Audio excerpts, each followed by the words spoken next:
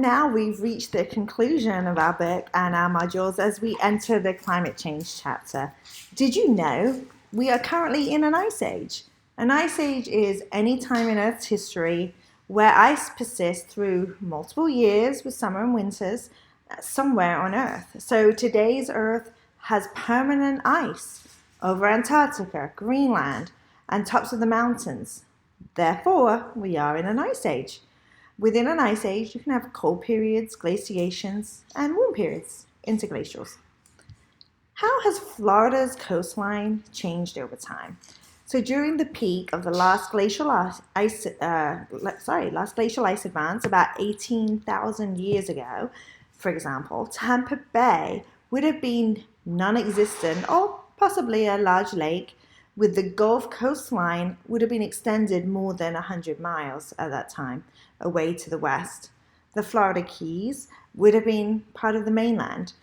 Big changes in the continental shelf have changed over time, and they will continue to change.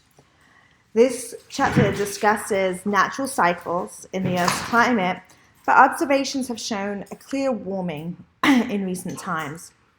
The growing population and increased use of carbon-based fuels have increased carbon dioxide levels from around 300 particles per million around the year 1900 to over 400 particles per million that we have today.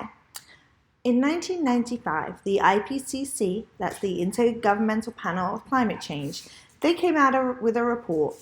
And the report at that time could only say the balance of evidence suggests, only the word suggests, nothing stronger, the balance of evidence suggests a discernible human influence on climate change. Nowadays, the IPCC reports provide a much stronger statement, making a very clear connection with human activities. Sometimes people mistake weather with climate. For instance, when we have a very cold spell, people try to say, oh, we can't possibly be having global warming, it feels cold.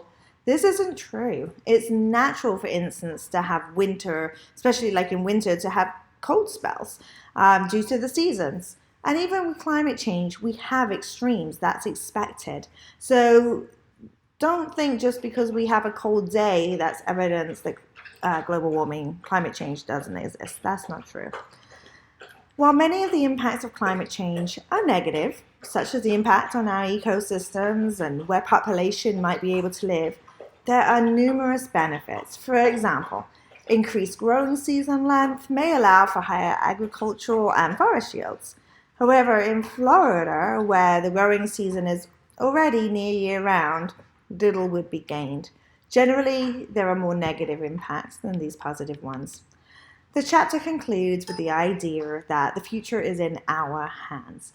This is a really interesting chapter looking at how Florida and the Earth in general has and will change over time and what the impacts have and will be from ecosystems to hurricanes. I hope you've enjoyed the chapter and the book and the modules, and it's been a pleasure to bring you this course, and I hope you feel that you leave the course as knowing a lot more about weather and climate.